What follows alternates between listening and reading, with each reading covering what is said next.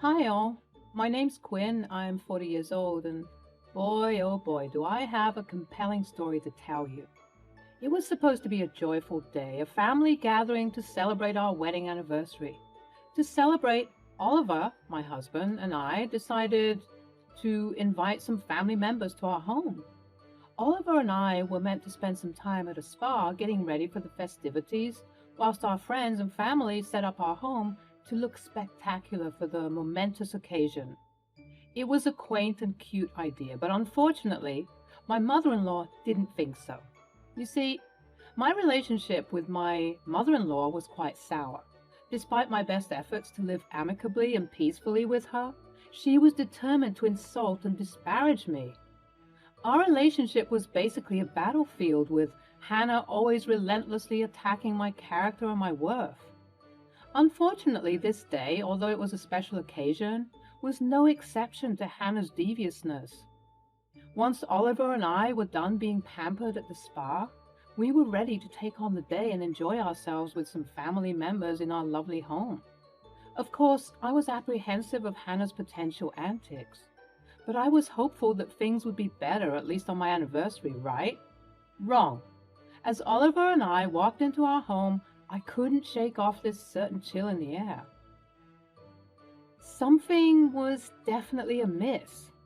Instead of being greeted with warm smiles and hugs and confetti, it appeared as though the friends and family who were present had just welcomed some strange alien creatures into the home. They were giving us cold and weird stares. Moreover, with more inspection, it turned out that the weird stares were only pointed in my direction.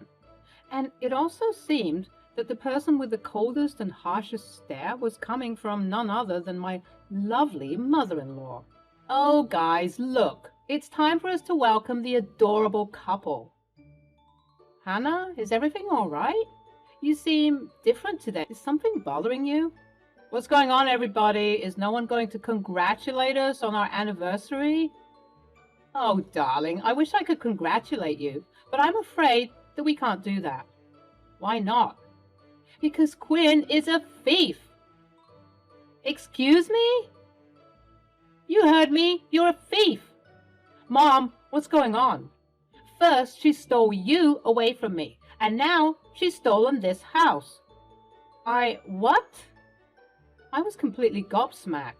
Just what on earth was she thinking? Mom, what are you saying right now? This is my home, Ollie, and as such, Quinn can't be here. What on earth is going on with you? Why would you say such an awful thing? I thought that we would be welcomed kindly to enjoy our anniversary as a community. But clearly I was wrong. I knew that your negative energy would ruin everything. Get over yourself, Quinn. You have no right to be upset. I'm the one who should be throwing more of a fit here. Mom, I'm not sure what's going on, but please let's talk about this someplace private. No, don't bother. I've already told the people here everything. I told them the whole truth, and they agree with me. They believe that this house is mine, just as you promised me, Ollie. What? I can explain all of this, Quinn, trust me. What is there to explain? This house is mine, and as such, I need to impose some rules here. Quinn, you are no longer welcome in my house. What? What is the meaning of this? You have two options. I'm giving you an ultimatum. You can either leave this house right, or get a divorce and give me back my son. It's up to you. I simply couldn't believe what I was hearing. How could she be so cruel? I turned to Oliver and gave him a bewildered look, but he just returned the same look of discombobulation my way. Listen, Mom, I want to try and salvage this day, all right? It's supposed to be a great celebration, and I don't want your craziness ruining things. Craziness? Well, I never. We've only got the photographers and caterers here for a short period. Please, let's all settle down, and maybe once we have some nice pictures and some good food in our system, we can talk about this more calmly. Although the tensions were already high, and it seemed like Hannah and I were about to recreate some scene from WWE SmackDown, I was glad that Oliver did his best to dissolve the situation. He was right. The people we paid for were expensive. And we couldn't afford to dilly-dally, especially with Hannah's stupid outburst. We went outside and we tried to enjoy the setting around us. It was beautiful. We had our wedding colors all around us to remind us of that very special day. The photographer tried to capture some beautiful moments of us playing games, eating, and communing with one another. But once the pictures were inspected, you could almost always see a scowling Hannah in the fore or background, dampening the mood with her apparent pettiness and hatefulness. As the evening unfolded, Hannah's true colors became more evident. The icy glances, the dismissive remarks. She had always been distant, but tonight she took it to a whole new level. I couldn't understand what I had done to deserve such treatment, but I heeded my husband's words and tried to continue to have a decent time. The rest of the friends and family members who had joined us also seemed to let go of whatever angst and tension they had, and they were also enjoying the festivities. But yet again, it appeared as though Hannah wasn't interested at all. The celebration was slowly coming to an end, and the people we hired packed their things and left. It also goes without saying that the festivities were cut a bit short, considering the fiasco that happened at the beginning of the event. But I was glad that Oliver and I did our best to salvage any good parts out of it, and overall I had somewhat of a decent time, all things considered. But it was time to address the very big elephant in the room. I took the initiative and approached Hannah about what happened earlier. Hannah, I've been trying my best to build a relationship with you. I've reached out and invited you to spend time together, but it feels like you're pushing me away at every turn. What have I done to deserve this hostility? You really don't get it, do you? Let me spell it out for you. Quinn, my son bought this house for me, not for you. You were never meant to be a part of this family. As I stood there absorbing her hurtful words, my mind flashed back to all the instances where Hannah's animosity had seeped into our lives. The snide remarks, the undermining comments. She had always made it clear that she saw me as an outsider, an intruder in her son's life. And now that she was under the impression that this house belonged to her, she thought that she could do whatever she wanted. But there was one missing piece of this puzzle, and that was Oliver. Hannah kept on saying that Oliver got this house for her, so we obviously had to involve him in the equation. Hannah and I both beckoned to Oliver, who was chatting with some relatives. I assume he was doing a bit of damage control so that they wouldn't tell other relatives what they witnessed today. He jogged over to us, and that, my friends, was the beginning of a very shocking series of events unfolding. We need to talk about what happened today, Mom. That was not cool. What do you mean? You literally told me that this house is mine. I have zero recollection of me telling you that, Mom, and you know it. Oliver, that night you were drunk, but I'm sure you remember you said that this house is mine and that I could do whatever I wanted with it.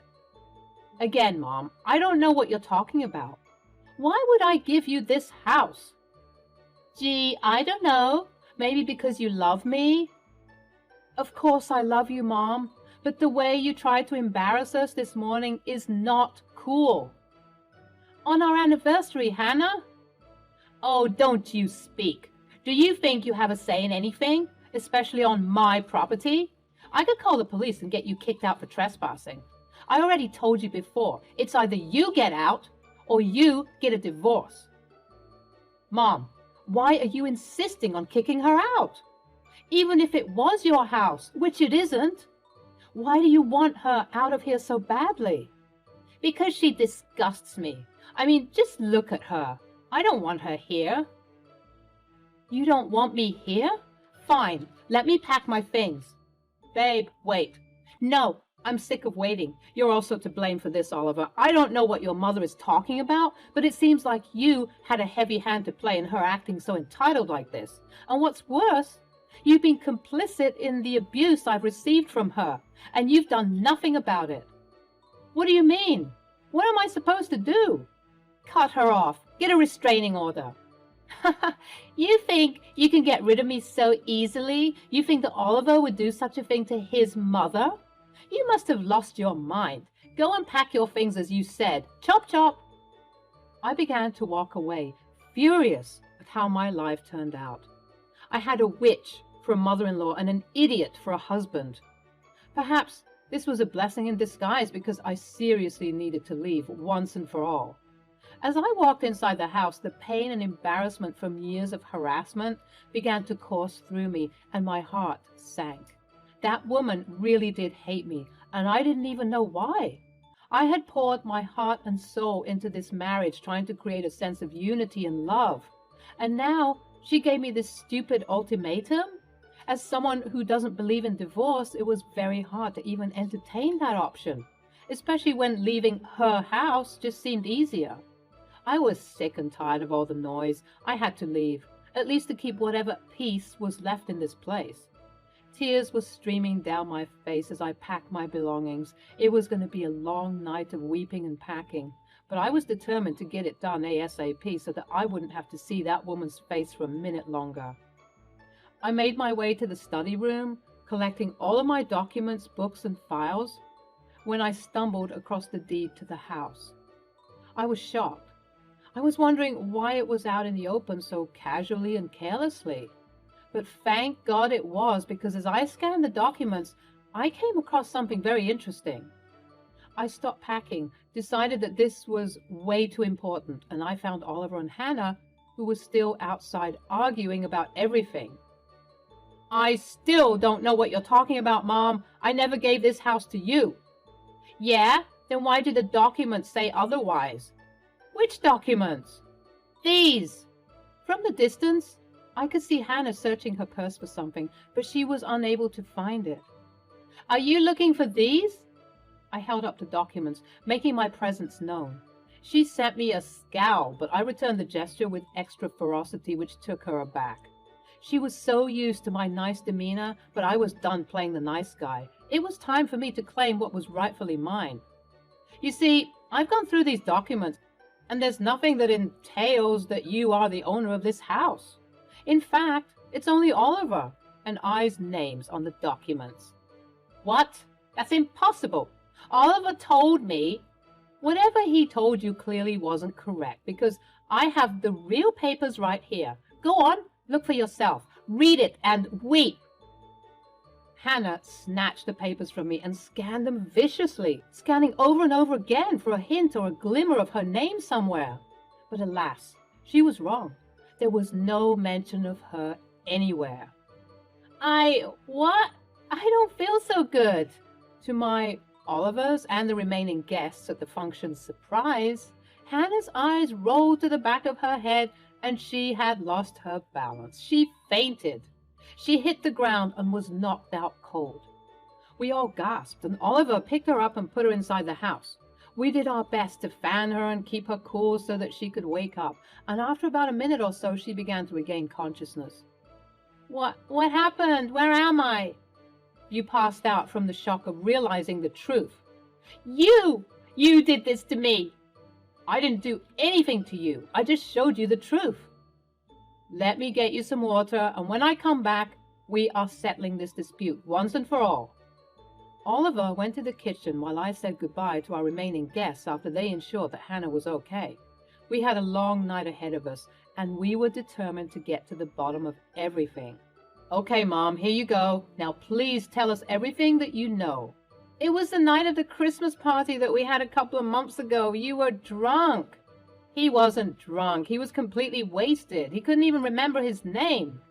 Okay, fine, whatever. He was wasted, and he told me that he loved me so much that he wanted us to be closer. Everyone says that when they're drunk, Mom. Yes, I know, but you were talking about giving me gifts. Okay, what gifts exactly? You were promising to give me trips to the Maldives, Morocco, and Fiji. You also said that you'd buy me a new air fryer, and you also said that you were gifting me this house. You mean to tell me that your antics today were all based on promises that were made when Oliver was absolutely sloshed? Are you insane? Those don't count. Oliver looked confused, like he was racking his brain for all the possible answers. And then he had a look of clarity. Mom, I'm beginning to remember that night now, and I remember saying that I'd give you gifts, yes. Ha! You see? I also remember saying I'd give you a house. Double ha! But I didn't say that I'd give you this house. What? I told you that I'd give you a house, not this house. And I made that very clear as well. Well, I don't remember that. Well, let's jog your memory a bit then. I ran upstairs to access the security camera footage, and I brought it back down for Oliver to check out. He accessed the footage from the Christmas party, and lo and behold, there was the evidence. There was a very drunk Oliver holding on to his mother, promising her that he would buy her many things, including a house. Oliver's mother then said, "You said you'd get me a house. Will it be this house?" "No, not this house. Where would I and Quinn live?" "You can take the other house, darling. I want this house." "I'll get you a house, okay, a house. And I'll make sure I put my name on the deed for this house." "What?" "Oh, nothing, dear. I think you need to head to bed." We looked up from the iPad to see Hannah looking very sheepish, like a child who's been caught shoplifting.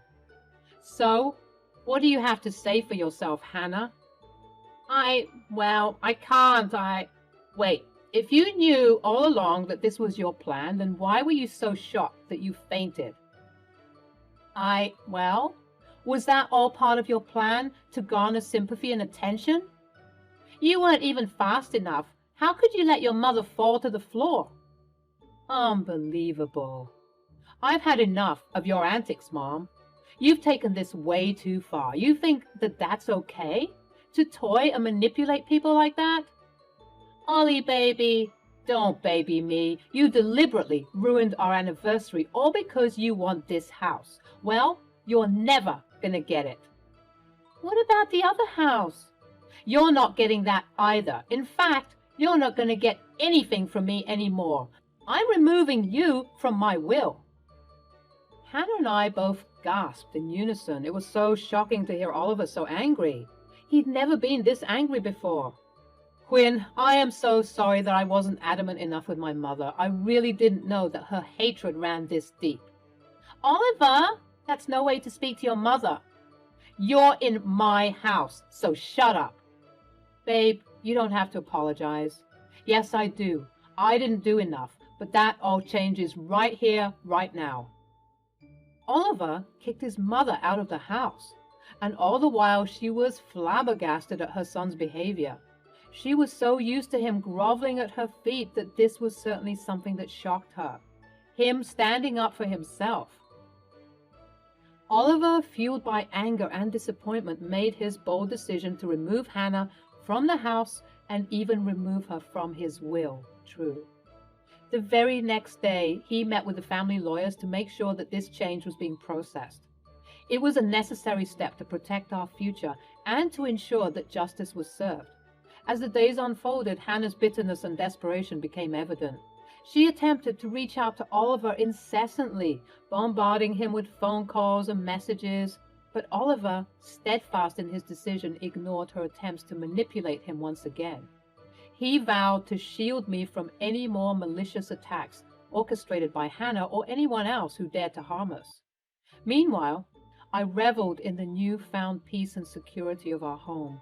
No longer did I have to endure Hannah's constant presence, her belittling remarks, and her attempts to undermine our happiness. The house became a sanctuary, a symbol of our triumph over her deceit. Hannah, on the other hand, found herself in a state of bitter defeat, sulking in the aftermath of her exposed lies. She was left to ponder the consequences of her actions. The house, once envisioned as her domain, now stood as a monument to her deception. It was a fitting reminder of the price she paid for her treachery. In the grand scheme of things, justice had been served. Hannah had been stripped of her false sense of entitlement, while Oliver and I forged ahead, determined to build a future rooted in honesty, communication, compassion, love, and trust. Our bond grew stronger, forfeited by the shared experience of overcoming adversity. As time went on, Hannah's attempts to reconcile were met with resolute silence from Oliver. He remained true to his promise of protecting me, ensuring that we could move forward without the looming shadow of her manipulations. It was a promise he kept with unwavering determination. Today, I find solace in the comfort of our home, the home that was meant to be a haven for us. Every corner holds memories of our love and resilience, serving as a constant reminder of the victory we achieved. Hannah's presence is nothing more than a distant memory, fading into the background as we embrace the life we have created. Oliver's resolve to protect me never wavered.